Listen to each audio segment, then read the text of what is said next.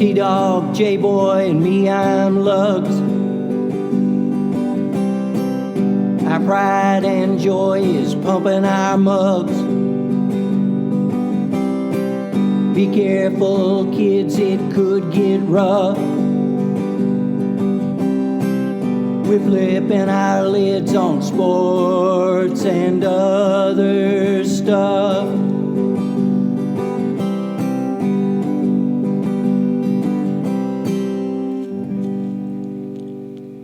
Welcome to Sport Weasel Central. I'm Lugs. I'm J-Boy. And I'm T-Dog. Nice to see you, boys. We are the Sport Weasels with you each and every week. Just subscribe and like us. You'll be glad you did. On this episode, we predict the NFC North for 2023, and you know we'll be right. But first, fellas, Johnny Manziel says in his just-released streaming documentary that he, quote, didn't watch a single minute of game tape, quote, end of quote, during his 2 seasons with the Cleveland Browns. Not a minute, not one. Can this be for real? Lugs, what do you say, man? And how are you? I'm well. His agent confirmed this. So I'm not surprised. I mean, you know, he was beyond Baker Mayfield as far as just self-centered and all of that. I'm not surprised by any of it. Apparently, he just has a restaurant in Texas, maybe. I think wherever so. he's living, he just has a restaurant. And so, no, he needs some bucks, I'm sure. I mean, he got good off of Cleveland because they had to pay him, but that's been, 10 years now? It's been longer than you think. So, T-Dog, what do you think? I mean, he was a high and highly anticipated draft pick. Yeah, I mean, I just think the thing that was really fascinating about Manziel was, you know, it was, you know, and still Alabama is Alabama, but he grabbed a lot of momentum when Texas A&M beat Alabama, and I forget who to give credit to.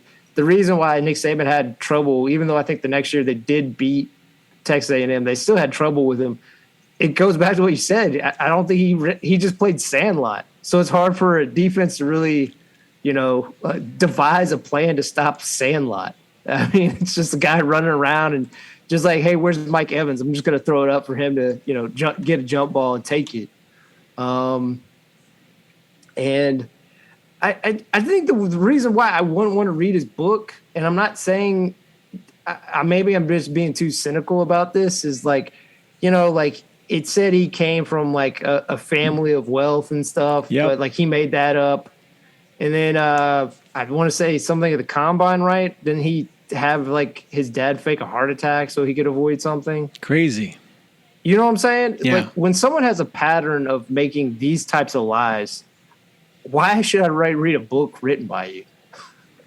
You know what I'm saying? Like, how much is this even going to be real? This is a guy just spinning a yarn.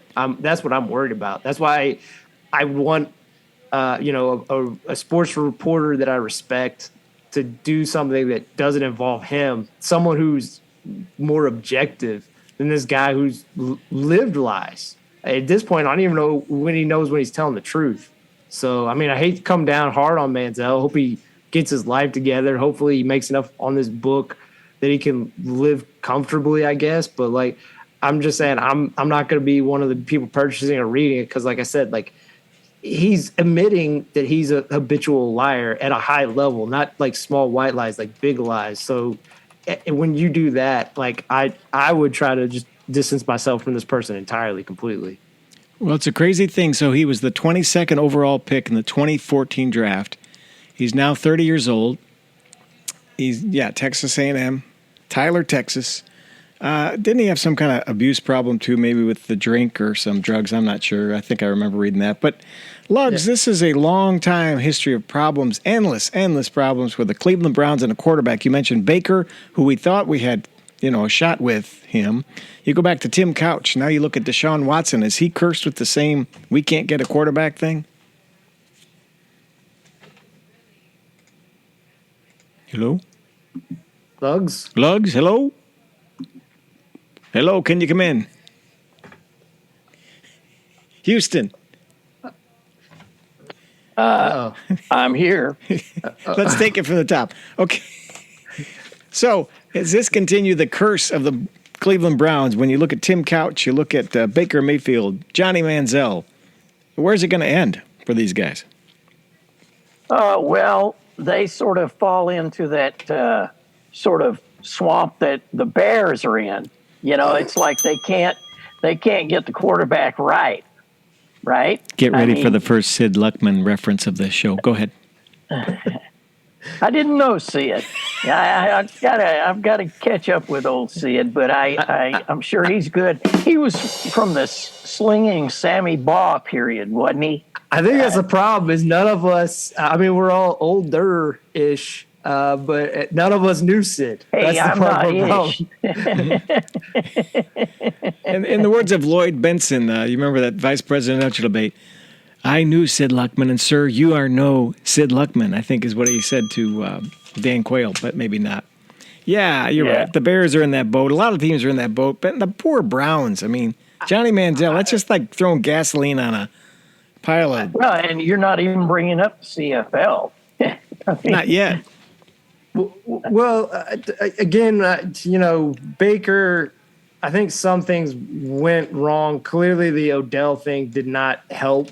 And again, I think there's problems on both ends. Like I said, Baker, I know he's had his problems. He's maybe never going to be a long-term star. He had 2 good years with Cleveland where he played.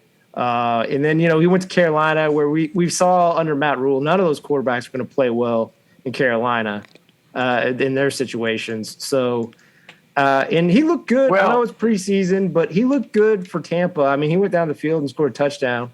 So I think and again, I think the Bucs are going to be a mess. So like someone was like, oh, Baker stinks. That's why there's like, their offensive line's a mess. Mike Evans is older. I don't really like the running backs. It's an offensive coordinator who, I mean, he's been an assistant for over 12 plus years with the Seahawks. So it's like, he can't choose now. Like that's the problem is it's like a snowball effect going backwards. That's a problem with some of these guys failing sometimes. All right, well, now the former Heisman Trophy winner, you forgot he won that too, has officially announced his own spot, Johnny Manziel's Money Bar. That's the name of the restaurant. Okay. Yeah. Want to go there Tuesday? That's all right. All you can eat ribs, I think. If you call that ribs, you know what I'm saying. No, I don't. But let's move on. It's called the Black and Blue Division, the Frozen Tundra. Well, not really anymore because 2 of the teams play indoors. But it's the NFC North. Last year it stacked up like this. The Vikings, 13-4. Lions, 9-8. Packers, 8-9. And the woeful Bears, 3-14. With Aaron Rodgers gone, is this division a toss-up? Lugs, what do you say about that? And who do you like out there? I don't know that it's a toss-up, but you have a lot of question marks, especially at quarterback.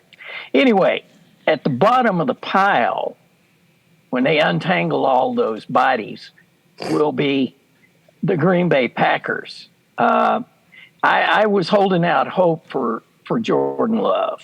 I thought, they picked him. That preseason game, I mean, it was as bad a game as I've seen a player. They just have to, what they have to do with him this year is they have to keep short throws, a lot of running the ball. They have to protect him, and then they have to go find their next quarterback. I mean, think about it. Since 91, they've either had Favre or Rodgers. Yep.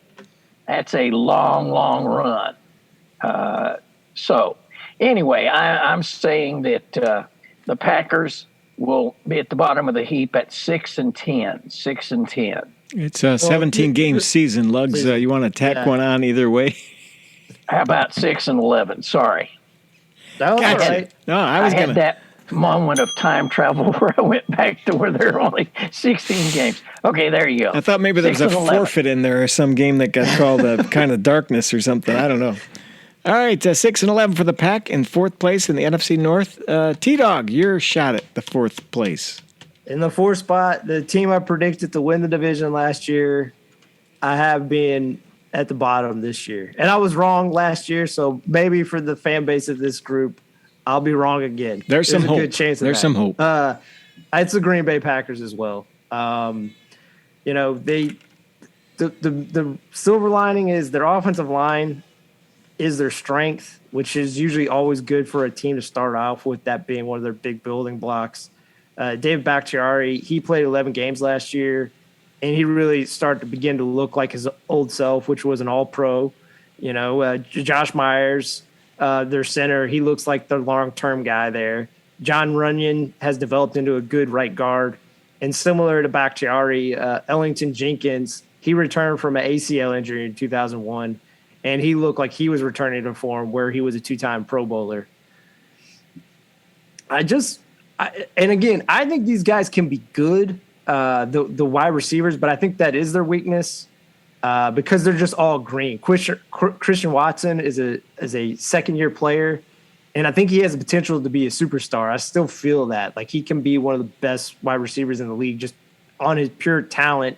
And last year he came on late, but it was a lot of manufactured touches.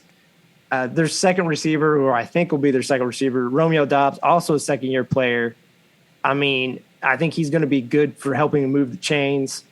And probably their third starting receiver, again, this is why I worry about the Packers being at the bottom, is their third receiver is probably a rookie, Jaden Reed.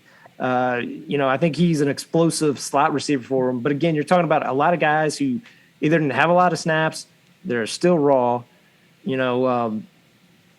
and I just think if this team wants to contend for the North, they're really going to have to lean on Aaron Jones and A.J. Dillon just running the ball and their defense. And their defense, I'll get to that. I think they'll be able to achieve that first part. But it's just that second part, their defensive coordinator who's been there 2 years, Joe Barry, when you look at where they've drafted a lot of guys on their defense, I believe there's 8 first-round picks on that defense, on their starting defense. I don't really put it on them, and that's maybe not fair not to put some of the onus on them, but, this team has underachieved, and I think a lot of it has to do with coaching. And even though they're last, it sounds like I dislike Jordan Love. I think Jordan Love is gifted. I thought in the preseason, I think people went over their skis, talking about how great he looked. Again, the touchdown throw was a good throw. I want to give him that. But this just goes back to you look at how they kind of negotiated not giving him that fifth-year option, and they kind of did that split. I don't think you do that kind of split kind of contract the way they did it if you really believe in this guy after he's been in the building 3 years. I'm not saying they dislike him, and I think, like I said, I don't think he's going to be a bust. I just don't know if he's going to be a gold jacket guy like the last two guys. That's why I have them also going 6-11. 6-11 for the Pack. Okay, I'm going to jump on that bandwagon and say, yep, Packers, been nice knowing you, but enjoy the ride to the basement. David Bakhtiari himself said earlier this spring that some of the training says, yep, we're in a rebuilding season. But here's something worth noting. Quarterback coach Tom Clements, who came out of retirement and was Aaron Rodgers' main man nurturing him, has come back to help out Jordan Love. So maybe there's something there. But I think this division is one that a win either way or the other could make a difference in second place or fourth place or first place. I think it's a division of, I'll say it this way, flukes and kooks. The flukes is Jordan Love, number one. Can he work with LaFleur at Green Bay? I don't know. So I'm putting him in the fluke, and I'll talk more about the flukes I think about with the other teams and a couple of the kooks as well in this division. But I'm with you guys. I've got the Packers a little more advantageous, a little better, because I think this will be a game of inches in this division, and you play each other twice, of course. I got them going 8-9, dragging up the chains from fourth place. So there you go. That's the NFC North start. Lugs, let's switch to you. Who do you like in the third place of the NFC North? I'm going with the Bears, although they did some real good things in the offseason. They got DJ Moore, so that will give Fields someone to throw to. Also, they shored up the defense. Tremaine Edmonds came in, and then you've got T.J. Edwards. So they should be strong in the middle and the run for sure. I'm still, the jury for me is out on Justin Fields. He can run, no doubt about it. I just don't know if he's got just grabbing a hold of the offense the way he needs to look at his progressions and things. But they will do better than last year. Of course, that ain't saying much. I've got them going 7-10. 7-10. 7-10 for your Bears. From Lugs in third place. T-Dog, let's throw it over to you. I think you're going to change this up and not pick the Bears. Am I right or wrong? Yeah, I don't know if it's bias or if I'm just looking at things differently. I have in third place the Minnesota Vikings. Now, again, there's a lot of things to like about the Vikings. Obviously, they won the division last year. Their strength is clearly wide receiver. Justin Jefferson has been a stud the first 3 years in the league. Defenses know he's the engine, and they still, for the most part, can't stop him. They drafted in the first round Jordan Addison to essentially replace Adam Thielen, and he's a quick route runner who knows how to eat up single coverage. I think he's going to be good, and I think he's going to be, even raw out of the gate, I think he's going to be a massive upgrade over 2022 Adam Thielen. So I think that bolsters that passing game. I've been a fan of KJ Osborne for the last few years.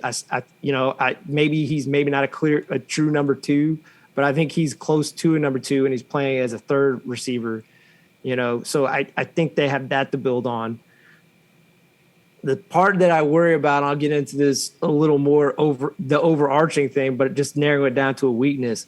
Their secondary, they got free agent Byron Murphy, who has been a solid corner, but he missed a lot of last year with the Arizona Cardinals with a back injury.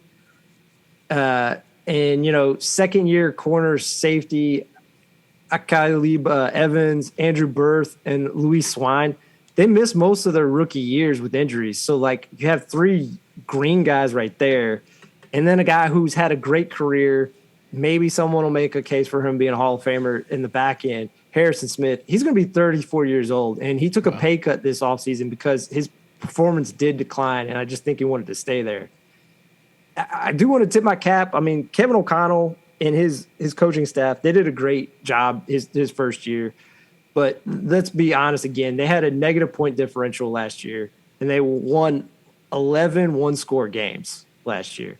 And then you look at some of the people they lost. Dalvin Tomlinson, the D tackle, he was great at helping them stuff the run. They lost him to free agency. They let outside linebacker Zadarius Smith, they traded him, and then they cut Dalvin Cook. I think those are all three big losses. And I do like the hiring of defensive coordinator Brian Flores, and I think he'll get the best out of that side. But I just think that defense overall is pretty talent bearer outside of, Danielle Hunter. I think they did the right thing. Even though they won last year, I think they are trying to reassess and kind of rebuild on the fly to be good actually in 2024-25. They're kind of taking this year purposely to step back. They might not say it in the public, but I think that's what they want to do. So I have them going 8-9. 8-9 for the Vikings from T-Dog. Okay, good job. I'm going to pick the Bears in third place in the NFC North. But here's an interesting fact from last year. The Bears' offense finished first in rushing last year and last in passing. So how do you win ball games doing that? But I do agree with you that they've made some huge improvements.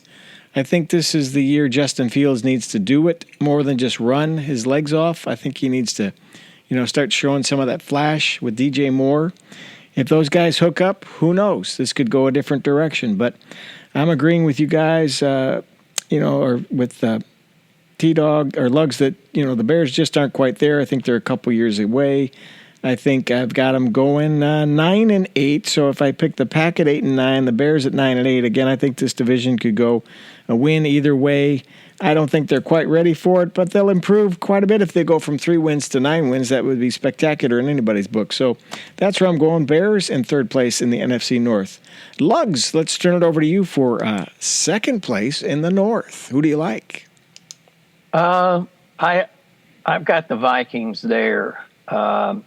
They have enough talent to do some things, but they're not going to win all those close games like they did last year. And I do think they're thinking ahead because Cousins this year is his last year under contract. So they got rid of Dalvin Cook. They're creating some space to where they can bring some folks in, maybe another quarterback, who knows. I mean, Kirk Cousins, I've never been fond of. Everybody knows that. But he is an adequate quarterback. Their defense worries me. I mean, and then they went and hired, yes, they did hire another receiver. It was like, you got Justin Jefferson, you've got receivers. You boys need some cornerbacks and some safeties. So anyway, I've got them in second place, but it's not a comfortable call for me. I'll say that about that. I do think they're one advantage, and again, this galls me to say this to no end. Yes, I here think it comes. Kirk Cousins is the best quarterback in that division right now. Mark the tape. Lugs complimented Kirk Cousins on this very program. It's never happened before in 180-plus episodes. Way to go. All right. That's like saying Yeah. the one egg in the dozen that's still intact. You know what I mean? The rest of them are busted. All right. I've got the Vikings going 9-8. 9-8 for the Vikes, taking the second spot. T-Dog, where are you going on this? Did I lose you? We lost your audio there. We lost your audio, dog. Do you hear me? T-Dog, what do you say? You hear me? Yes. Okay. I know I'm biased, but I'm not crazy. I have the Bears finishing second in this division. I just look at and it's crazy to say because you usually don't want this to start off as your strength of your roster, but it is their linebacker core. Both free agents, Jermaine Edmonds and TJ Edwards, for the money they shelled out, $72 million 4 years for Edmonds, $19.5 million for 3 years for Edwards. But they were brought in to add speed and experience at that second level of that defense. Then you look at a second-year player, Jack Sanborn. He showed a lot of promise as a rookie.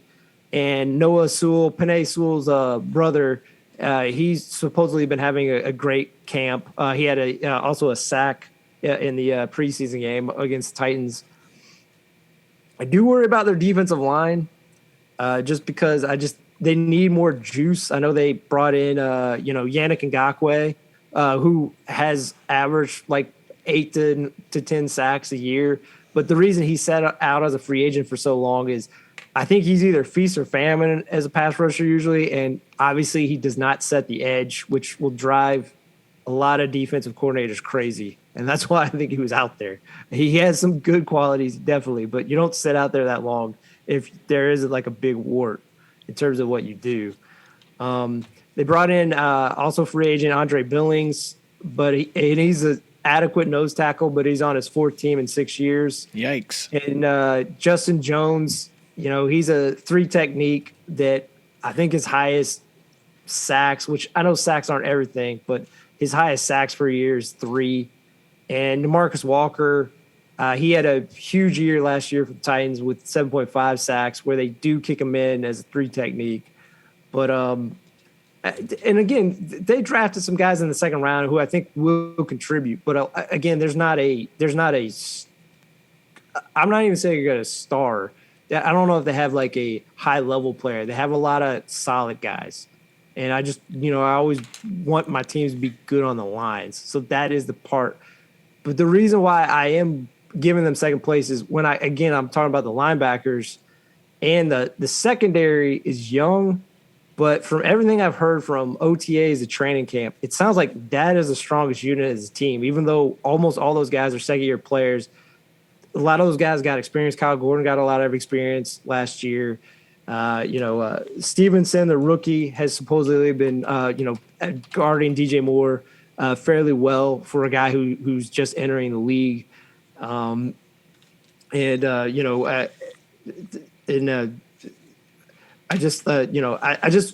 main thing, the reason why I have them in second place is, and I know it was a preseason game, but I feel this offense will dramatically improve, mainly because of that offensive line. And it's a second-year system, and also mainly the addition of DJ Moore. I just feel that they're going to just bully teams with the running game, because now, if they're healthy, which is always a big thing, the size and athleticism of this offensive line, they're just going to road grade people. I mean, that's what they did last year, and I think they've improved it in like 2 spots on that offensive line. And to at least kind of agree with Lugs to some extent, I think Fields takes a large step. A lot of people are saying he's going to take a leap. I don't think he's taking a leap. Like you saw even in that preseason game, that pass to DJ Moore was behind. I think he was late on that screen pass that went for a touchdown to Khalil Herbert. There probably should have been ineligible people downfield. There was 2 offensive linemen who were like 2 yards beyond the line of scrimmage.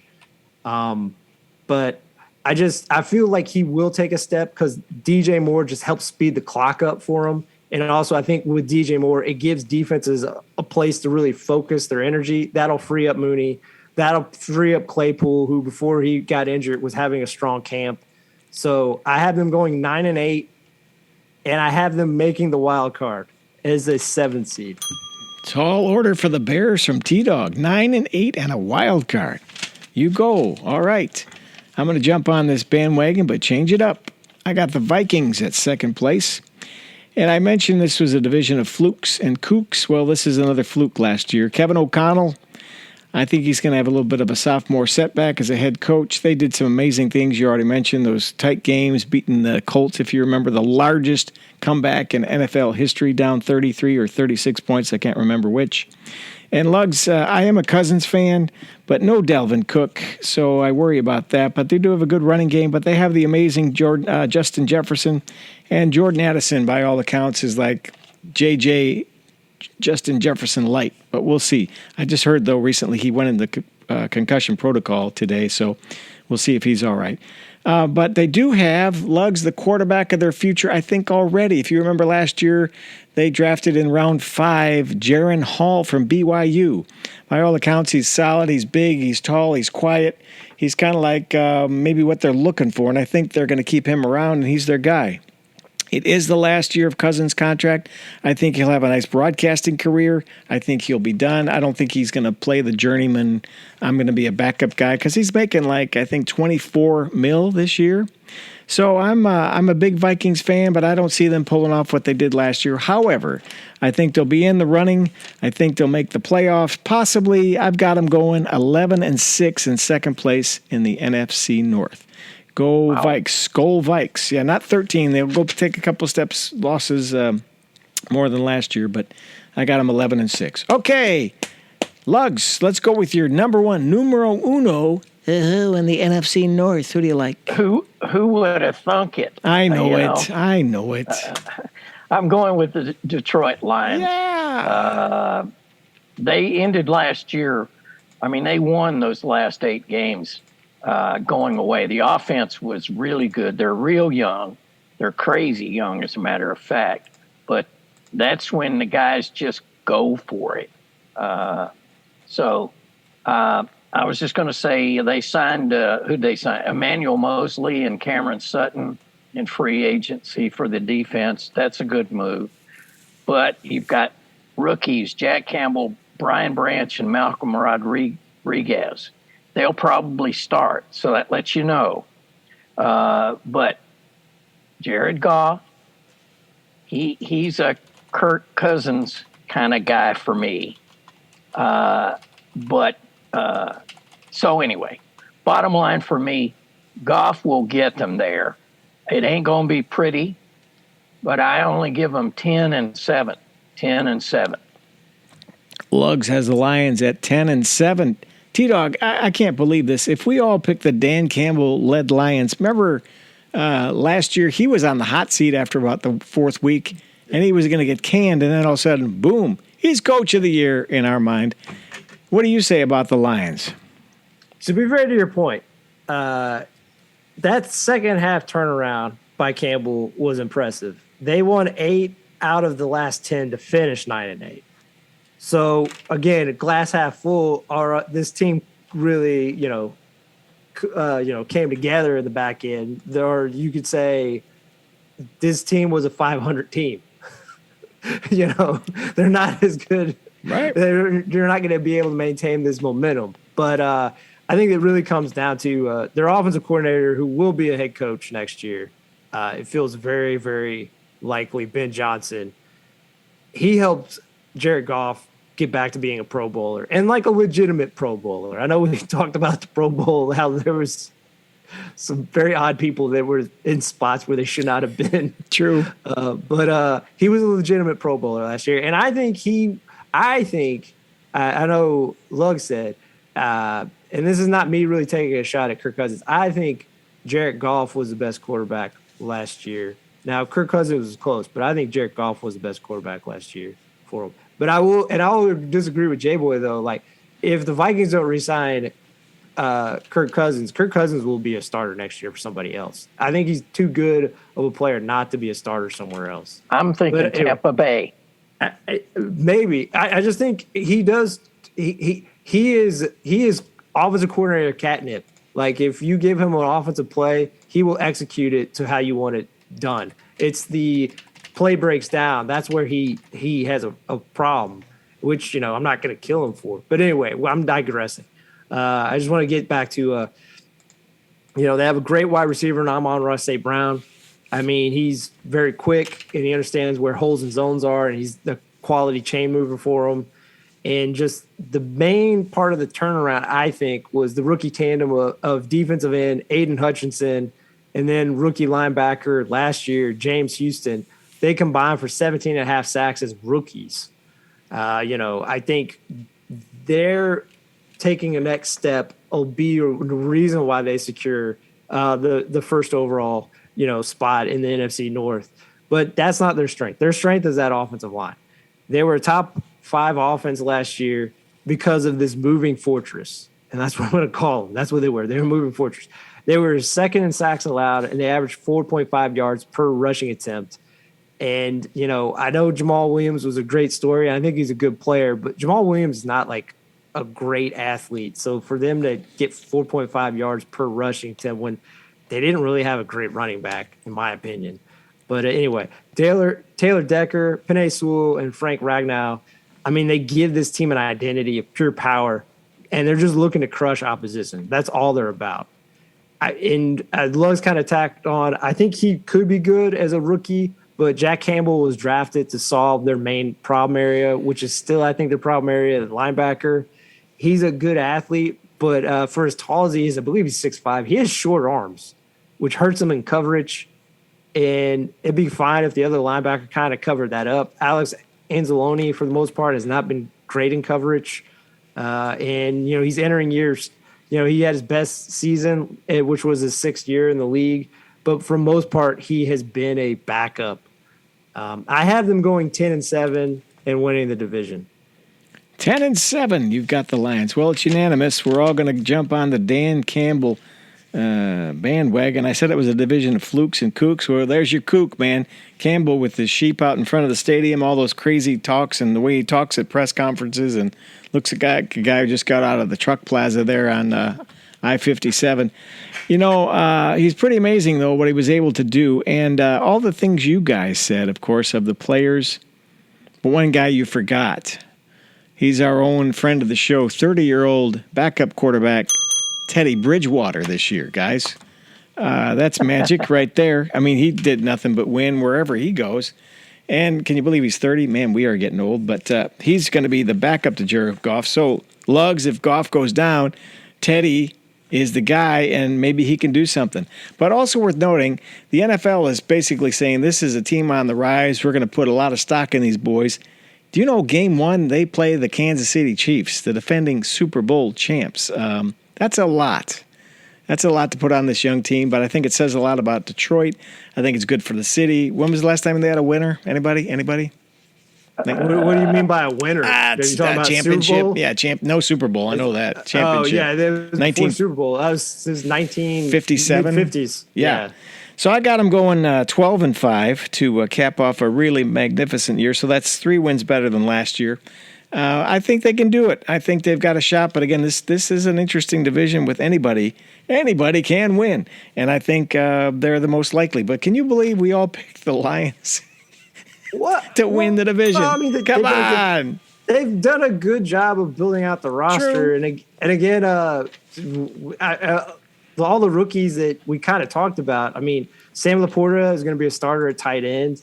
And I know Dave Montgomery is probably going to be the starting running back, which, again, I think is an upgrade. I heard some people say, like, I can't believe you're just trading out. Like, Jamal Williams for David Montgomery. Those people, look, I get why people don't like the Bears. David Montgomery in a vacuum is better than Jamal Williams. I'm not even going to debate this because I'm not going to waste my time with people that think that. But and then, you have Jahmyr Gibbs, who's going to be like Dan Campbell came from New Orleans Saints. He's going to be like a Reggie Bush / Alvin Kamara, rookie year Alvin Kamara. So they have that weapon that they're going to use a lot, And then, Bridgewater is their backup currently, but another rookie, Hendon Hooker's maybe they're going to be their starter long term down the road. So, I mean, they have I think that's the reason why we have them is just they're deeper than I think with all the other 3 rosters, I think in the division at key spots. So. Well, as long as he'll be a Reggie Bush and not a George W. Bush, I think we'll be all right. Lugs, let's switch gears here. Do you got your sports of yesteryear teed up there at Top Golf? You ready to hit the ball? Oh, yeah, sure. All right, stand by. Here it comes. It's sports of yesteryear where we hit the Wayback Machine, way back. We tip it back and say, Lugs, come on in and give us a report. We can't wait to hear what you got to say. Here comes, man. Go, go, go, go, go. All right, 1927, Yankee slugger Babe Ruth tees off on Tommy Thomas in the 5th inning to hit the first home run out of Comiskey Park. New York beats the White Sox 8-1. 1954, American brand management company Authentic Brands Group first publishes Sports Illustrated. 1954. 1964, St. Louis Cardinals center fielder Curt Flood gets 8 straight hits in a doubleheader against the Los Angeles Dodgers. 1981, American swimmer and Louisville native Mary T. Maher breaks her own world women's 100-meter butterfly record with a time of 57.93 seconds. And she still holds the 100 and 200-meter double world records.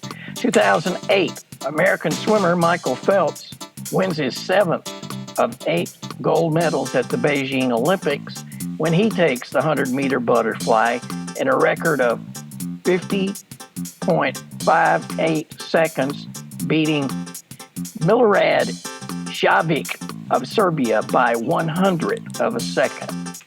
That is a close finish of sports of yesteryear. Thank you, Lugs. Okay, 50.58 seconds. Man, can you, do anything in 50 seconds? Drink a cup of water, bottle of beer. I can burp. It's about it. Can you hold one for 50? Walk. And then you mentioned Curt Flood. Yeah. You know what he's famous for that changed the world of sports? Anybody out there? Free agency. Free agency, right. He held out, walked out, held out, went to court. And ended his career. Correct. Was blackballed, but he set the table for free agency. What year was that? Early 70s? I have to look that one up. Yeah, somewhere around there. Yep, he set the table for all these guys, all the sports across the world. All right, T-Dog, you wanted to talk about some wild-ass predictions. Am I right about that for the upcoming NFL season? That's right. The Bears making the playoffs as a 7th seed, that's a bonus one. That's not even one of my 3. Because most people aren't going to say that. And I'll even admit, is that me probably dreaming? Probably a little bit, but I think they can, mainly because they play in the NFC. AFC, I mean, they're, again, only winning four games if they were in the AFC. But my first I'll just do one, and I guess we'll rotate. Yeah, let's rotate. I like it. First one is because I'm a big fan of Fangio, and what I think he's going to be able to do with that defense with the Dolphins. Outside linebacker Jalen Phillips, I think will be an All-Pro this year. I think he's going to finish the year with 17 sacks. Third-year player. So 17, Phillips. Massive. Yep. Lugs, what do you got as a wild-ass prediction for 2023?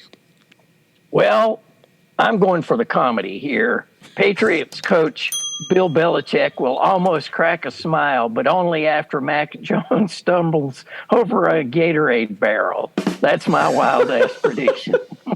Does that all have to happen at once, or could that be over the course of time? Right. I think it's a cause and effects thing. Yeah. Yeah. A little physics at work there. I'm going to go with something simpler than that and more possible maybe. The recently signed Dalvin Cook will rush for 1,000-plus yard behind Aaron Rodgers as a JETS jet. Wow. And he owes Rodgers his salary, right? Because Rodgers gave up all that money because Dalvin gets what, right at $9 million or something like that? Yeah. I think $9 million guaranteed, and Rodgers, didn't he cough up 35? Did I get that right?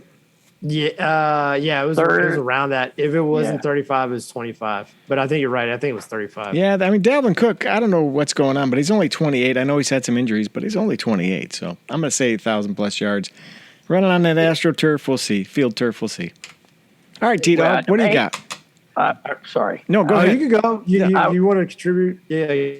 Go. I was just going to say that hopefully Dalvin can do some blocking because that offensive line, he's going to get plenty of chances to show his prowess at blocking. He's not a very big fella. That's the only problem there. He's not like a fullback-sized guy. So, well, I mean, the good thing is you were right. J-Boy was 35 million. No, I mean, look, the other good thing for people that believe in Dalvin Cook like J-Boy is he had surgeries. He had a problem with his shoulder for multiple years. He had surgery on that. I believe his ankle was another thing he had surgery on in the offseason. So, kind of like J-Boy said, he might be coming close to the end, but I still think he has some gas in the tank. So, I think he was a good addition by the Jets. And they're going to need it. He's a good receiver, too. Yeah. So that gives him that flare-out option. And again, I think Breece Hall will take over as a starting running back, but they're going to need Dalvin Cook early on because Breece Hall, I don't know if he's 100%. Maybe they get him up to speed halfway through the season. But you look at that early slate of games, they need someone in that backfield because it is a tough road to hoe. And Aaron Rodgers is not going to be able to do that by himself. I mean, I think their defense is going to be awesome. But anyway, second wild-ass prediction. Yes, please, T-Dog. I think the Jaguars are going to be a top 3 offense because I think Trevor Lawrence not taking a leap. I think he kind of took that leap last year. I think he takes another step though, particularly with Calvin Ridley. I think Calvin Ridley, from what I've heard, you always worry about a guy being around away for a year plus. Sounds like he's a true number 1 again. Like it sounds like he's just cutting it up. Which, again, I think Christian Kirk, maybe was overpaid, but he played very well. He made a lot of the people who said he got overpaid, like, eat crow a little bit. But he gets to slide into being a number 2, which I think is probably a better position for him. And I just look at the addition of Tank Bigsby in the backfield because they had a lot of problems in short yardage last year, where ATN is still a great player, but he has that weakness. Tank Bigsby does not have that problem. He got that name for a reason. He can truck dudes. So you have that 1-2 thing in the backfield. And I just think if you look at what Ingram did last year, Evan Ingram, he reminds me of Travis Kelce. I'm not going to say he's ever going to be Travis Kelce because Kelce can stay healthy. That was Evan Ingram's problem. and probably still will haunt him at times, is like he just can't stay healthy. But it felt like they really unlocked Evan Ingram after just him having a tough time in New York with the Giants. So I have them going top 3. All right, that's wild. That's ass. That's wild ass. Okay, Lugs, who do you like, or what do you like for a second wild prediction from you?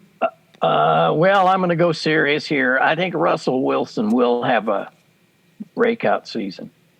For a minute there, I thought you were going to say like a coronary. You paused there for a second. I didn't know. No, he's trimmed down. Yeah, he has. And they say that they're going to get back to Rust Ball, which is him running about, finding that receiver and slinging the pill. So I think, and they're going to need it. They're going to have to score some points to win games. And in that division, my goodness, they've got to win every game outside of that. So that's mine. Russell Wilson, breakout season. Did you say Russ Ball or Rust Ball? Let's see. That's what I'm saying. Rust Ball for Russ. Take it away, T-Dog. Your third wild-ass prediction. My third wild-ass prediction is this team has had a illustrious tradition of having great players at this position. And I'm talking about the Steelers with wide receivers. I believe George Pickens will finish the season with 1,250 yards receiving and at least 8 touchdowns. I just think, and this will tie into one of my preseason takeaways. I just watched that preseason. I know they didn't play a lot. I know it's only like 1 or 2 drives, so you can't bring a lot. I'm not coming around on Matt Canada, the offensive coordinator for the Pittsburgh Steelers, but like they looked good. They look like a kind of well-oiled machine. So I'm intrigued by the Steelers. He's intrigued by the Steelers, Lugs. That's code word. And I like it. He likes them. To Pickens. Pick it to Pickens. It's almost poetic. So you are right. That does actually kind of help out. And I like Canada. So Matt Canada. I have Canada Dry on occasion, but also okay. Yeah, okay. Go ahead, sir. Go ahead. Standing by. Well, my third wild-ass prediction, I predict that Dak Prescott will be benched after a 4-interception game. Whoa! The bench for the Dacker. Well, traditionally at Dallas, when you get the big payday, you go into the bag. You're just done. So I don't know who backs up Dak this year. Rush. It's our guy, Cooper Rush. That's right, Cooper Rush. Hey, he's a good game manager. Of course, he's got McCarthy calling the play, so who knows what'll happen. All right. Sorry for your luck there, Dak. All right, mine is equally as ostentatious, lambastic, stupid. I predict this. Are you ready? Aaron Rodgers will be lost at sea. I thought he already was. That's where I'm going. Like metaphorically, spiritually, or literally? Gone. Gonna go on a charter fishing thing, since he lives on the coast. Yeah, bye week. He's gonna go off the coast of Jersey there, where he just bought his house. Get one of those charter things, and they'll get lost in like a Gilligan type thing with Thurston Howell, and they'll be out of there. He'll be gone, and they'll look for him for weeks and weeks. He'll finally resurface, but it'll be too late, and he'll have lost a bunch of weight and won't be able to chuck the pill, as Lugs would say. So that's it. Aaron Rodgers lost at sea. Top that. Wow, I can't top that. I mean, I'm hoping you can.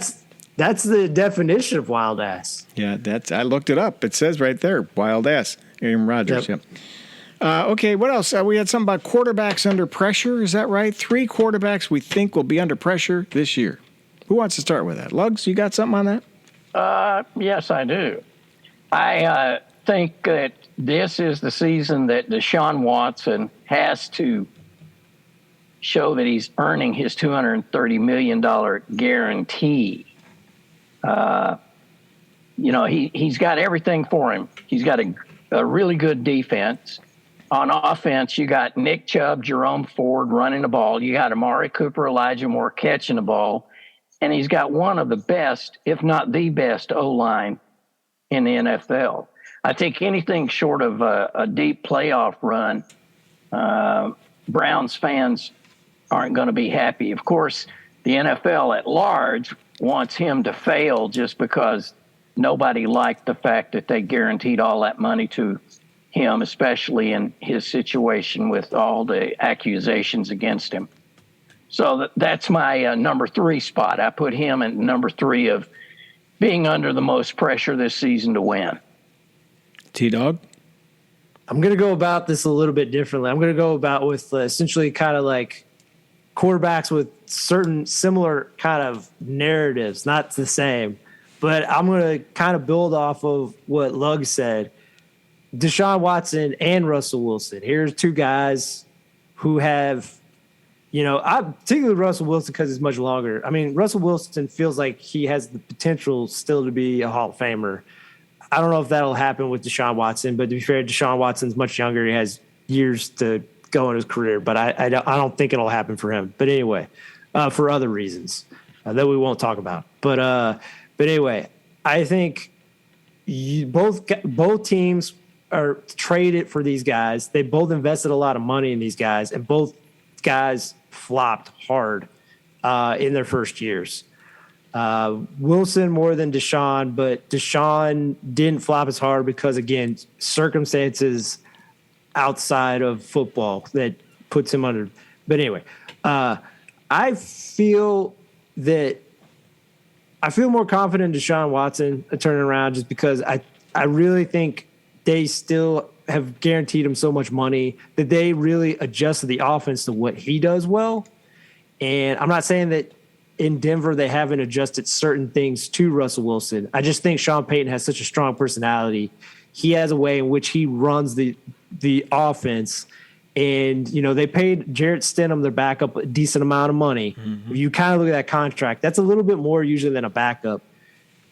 Russell Wilson's really under the hot seat. If he doesn't perform in the first few weeks, I think they will get to a point, particularly if they get out of playoff contention, they're going to sit him for Stidham because they're like, Stidham's at least maybe got a future with us. So, wow. Okay. Mine is I'm going to go dip in the same boat again that got lost at sea. I think Aaron Rodgers is under a lot of pressure to do something with the Jets. I think, they brought him in there. They're expecting big things. He's in New York, the Big Apple, #1 media market. Cameras in his face, can't be seen on the street. A lot of pressure. It's just win now, baby. It's win now mentality. What's he got? 2 years in the tank, maybe? He's one good hit away from having no time in the tank.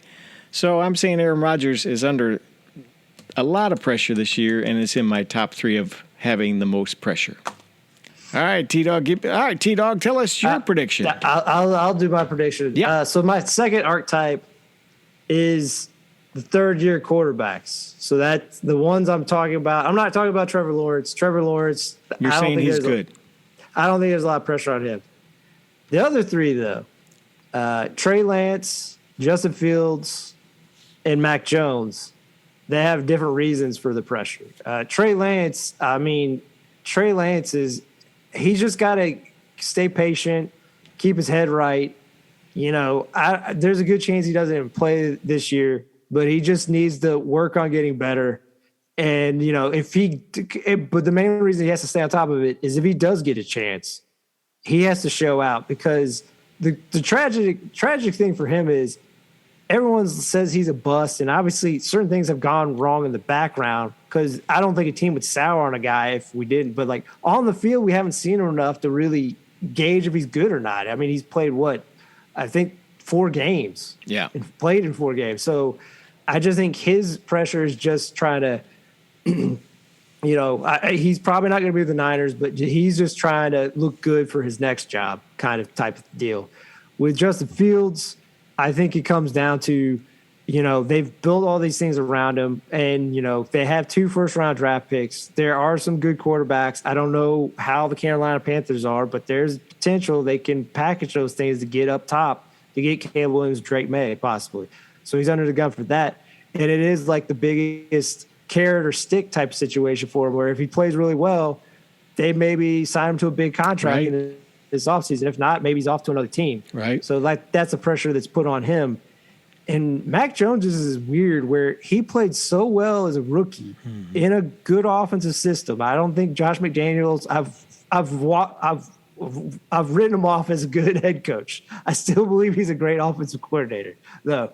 He played good at a high level. I know it was a great offense, but he played well in it. And then last year, like I said, he's the most befuddling guy to really gauge what he is, because that's one of the worst offenses by construction, by who was put in to like operate it. How can you say Mac Jones is bad last year when I don't think there was a lot of quarterbacks that would have played well in that offense?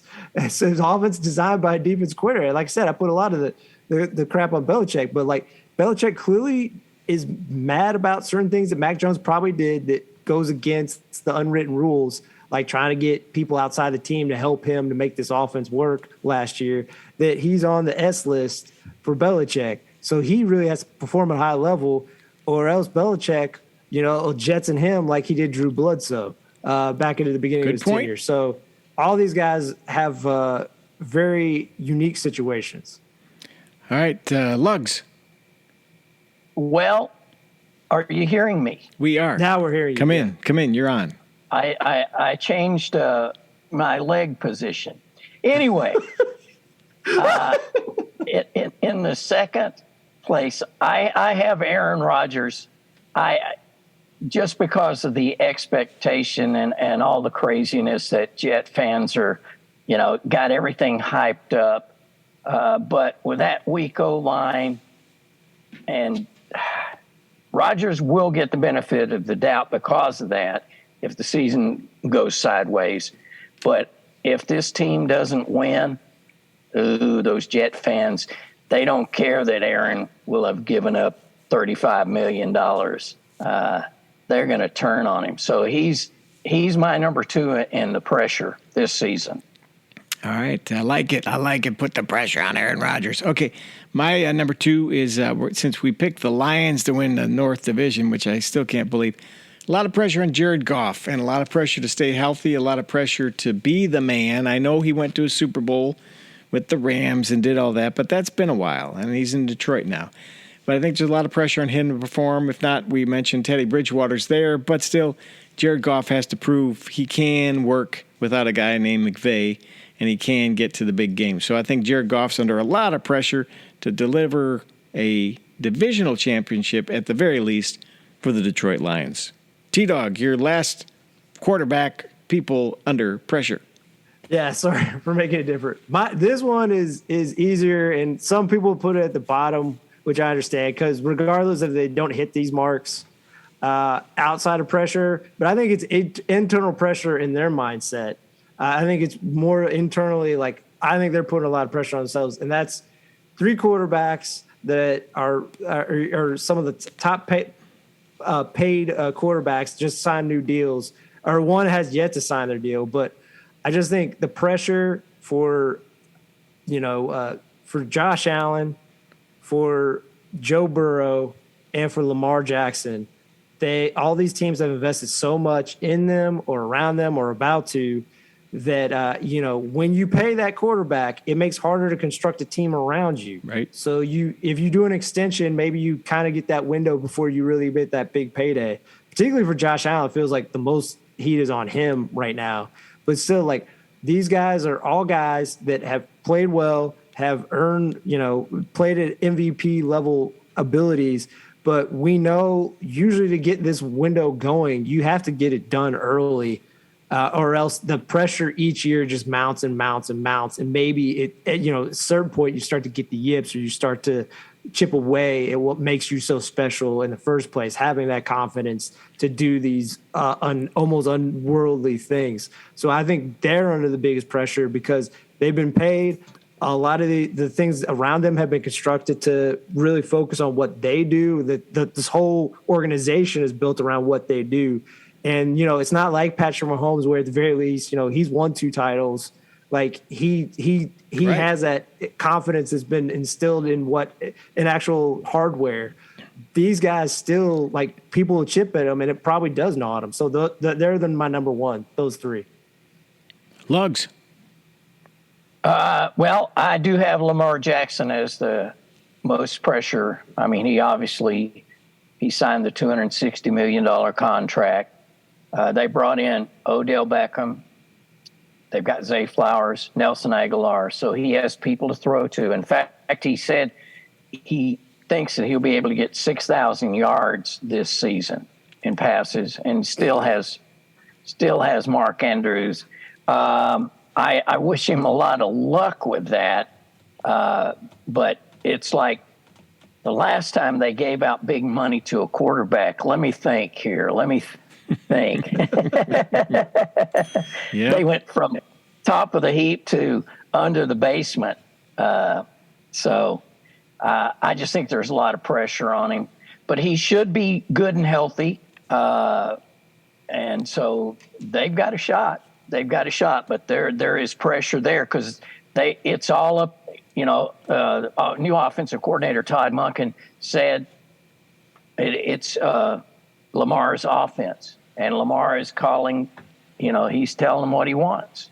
So you got it, my brother. Run with it. My brother, run with it. Okay, my guy who's going to be under pressure, my last choice is Justin Fields. T-Dog said it so well, but third-year guy, got all these tools around him, city of big shoulders, Chicago. He seems cool and calculating and calm and all that stuff, but, man, like we've mentioned, there's no Sid Luckman waiting on backing him up. So they got to do something. It's, do it or get off the pot. So I think Justin Fields is under a lot of pressure to pull off at least a respectable year, and let's give him a modest contract. That's what I say. So that's our quarterbacks under the most pressure. Okay, hey, can we save our Super Bowl predictions till next week? Yeah. Okay. Yes, let's do that. Yeah. Before we close, pick one movie you enjoyed this summer briefly. Lugs. Actually, probably my favorite. I didn't see a lot of movies. I saw Oppenheimer, Asteroid City, and Guardians of the Galaxy in the theater. I've seen some other stuff. But anyway, my favorite was Guardian of the Galaxies Volume 3. It's just a sweet little film about building family from those around you. That would be, I would give it 7.7 out of 10. 7.7 out of 10. T-Dog, what'd you see that you liked? Are we just doing movie theaters, or are we doing just movie we saw in the summer? You pick, baby. All right, the movie I probably had the most affection for, say, the summer is actually at home. I watched Life is Sweet. It's a Mike Leigh film from 1990, and it's about a working class British family and their children. One of them kind of a layabout. One is also working as a plumber. And like a lot of Mike Leigh films, the thing I like about it is it really doesn't have a lot of plot. It's really just following a family for a few days, and then like there's usually some emotional climax, and then it goes to credits. So it mainly revolves around like the mother-daughter dynamic, and there's just some great acting all around. So, like I said, Life is Sweet, Mike Leigh film. Okay, I only saw one movie in the theater this summer. Yes, I lead a sheltered life, and it was Barbie. It was the Barbie film. I live in a household with 2 daughters and a wife and even a female cat, so I had to go. It was okay. Not going to talk about that. Best thing I've seen this summer, Quarterback, the show on Netflix about Kirk Cousins, Patrick Mahomes, and Marcus Mariota. Fascinating. Good stuff. Follows each guy through their ups and downs of last season, and that was a good season to pick because Mahomes won the Super Bowl. Cousins had that miraculous, one possession game streak and almost got it, but lost in the first round of the playoffs. And Mariota actually gets wind up being cut by the Falcons, and now he's going to back up the Bills this year. So, very fascinating. They gave them all access. The guys did have control. They got to see what was done about them. But nonetheless, it was spectacular, top drawer stuff. So if you get a chance to see it, I highly recommend it. That's it. Are we done for tonight? We've gone a long time tonight. Woo! This is a record, yeah. It is a personal record. We're going to close it off with this. Are you ready? Sports and Other Stuff brought to you by Big Top TV, the big screen store. We know a guy who works there every night. His name is, he's there tonight. Fish. And this week, to celebrate the grandkids getting out of his house and going back to school, Fish is hosting a We Survived the Summer party for worn-out parents and grandparents. Party begins at 1 p.m. this Saturday. There will be contests like what was the craziest question a youngster asked you this year, and where did one of your wild young bohemians get stuck and require the jaws of life. Cell phones will be checked at the door because beverages will be served, and we ain't talking soft drinks, folks. All right? Fish is thinking ahead and will provide a motor coach for those who wish to celebrate way beyond too much. Party on, Fishman! Thanks for listening to Sports and Other Stuff. We'll be back here, God willing, next week. Thanks. Bye-bye.